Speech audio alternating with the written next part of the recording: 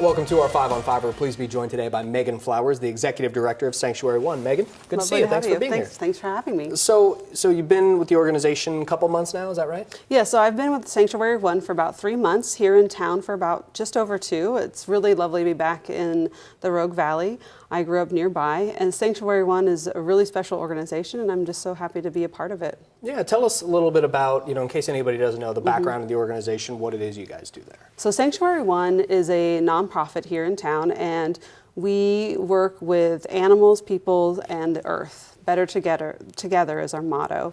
And what we do is we rescue animals, and we also work with youth, at-risk youth, and our schools locally here in town, and a lot of other organizations to help people connect with the earth and connect with animals. So are people able to come out and take tours individually, to groups, schools? How does it work with the facility? Yeah, so when it comes to public tours, we actually will be launching our tour season April 29th, which will run through October, and our tours will be Friday and Saturday, 10 a.m. and 11 a.m. So in the summer, it's really nice before it gets too hot to get out there and see the animals, and you can even make a day of it. Go to Applegate Lake and have a real fun afternoon out there. We are close to Applegate Lake. We're right past Rouge, and so it's a great way to spend the day is to come out for the tours. But we also work with school field trips and our wonderful youth partners for service learning for kids that come out there sometimes once a week, if not every other week. Mm-hmm. And the animals you guys work with, as I recall, we've done a lot of news stories on different situations. It's a variety of animals, correct? Yes, it's quite the hodgepodge out there on our 55 acres. We have, right now, we have our 4 horses and 8 alpacas. We just recently adopted out some alpacas, so we have a new herd in. We have our pigs and goats and cats and dogs and rabbits and all kinds of fun furry friends that are looking for homes. Okay, very good. Well, we're going to take a quick break. We'll have much more in a moment. Stay with us. Welcome to our 5 on 5. We're joined again by Megan Flowers from Sanctuary One. So we were talking about the hodgepodge, your words, well said, of animals that you guys have out at the facility in the Applegate. How do you get these animals? So we have a couple different routes that we have for our animals. We take animals from other sanctuaries or shelters or rescues, as well as law enforcement when they're dealing with cases that they need assistance with. We're the only large animal rescue in this area, so that's really an important resource for the community when people need their cows, their horses, and alpacas and whatnot homed somewhere. So that's where we come in. And we've had a lot of really special cases over the years.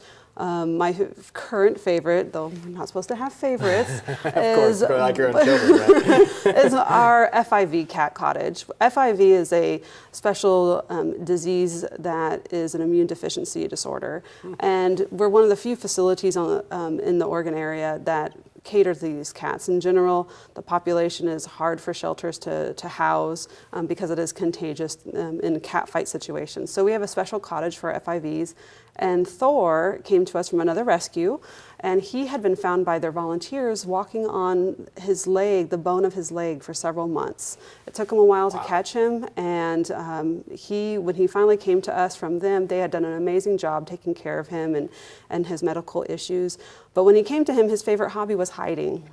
And even when I saw him my first time in October, he was a very shy, skittish cat. And I recently went to visit the room, and he immediately greeted you at the door. He wanted some cuddles, he wanted pets, and it's really fantastic to see cats like him and his new best friend Bear, another of our FIV cats, move on from the trauma that they've had. And it's a great message for our kids that work with them who are going through things, to see that you are important, you belong, and we're here for you, and you can get better. Yeah, some incredible stories. Very nice. So in case anybody is curious, how are you guys funded? I mean, can people donate food, or all the different things that you guys would accept? Well, it's funny that you brought up food, because we actually did a request recently via our Facebook page asking for kitty cat food, and the community, which is one of the reasons I love being back in the Rogue Valley, is that the community came forward loud and clear and actually purchased so much food that we're good for kitty cat food for another 3 more months. So it's really exciting. So our community is really what supports us. Our local foundations, our local individuals, and invest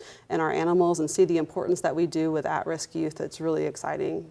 Okay, and if people want to find out more about the organization? They should go to sanctuary1.org. They can check out our animals, they can check out our school programs for field trips, and they can check out our donation page as well. And we have a fun little shop if you want some Sanctuary One swag. There you go, very nice. Good to see you. Thank you so much. Welcome back. Thank you. All right, stay with us. We'll be right back.